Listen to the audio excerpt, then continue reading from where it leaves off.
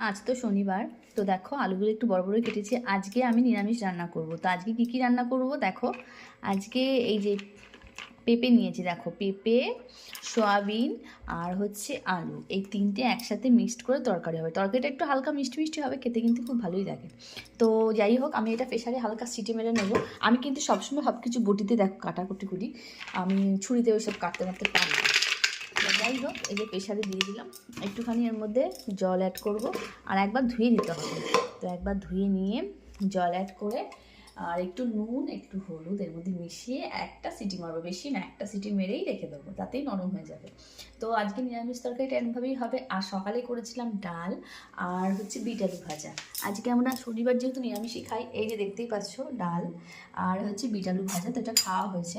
কালকের এক পিস মাছ রয়েছে, এটা এখন আলাদা রেখে দেবো, এটা আজকে খাওয়া হবে না, ফ্রিজে ঢুকিয়ে রাখবো। তো যাই হোক, এটা ঢেকে রাখবো।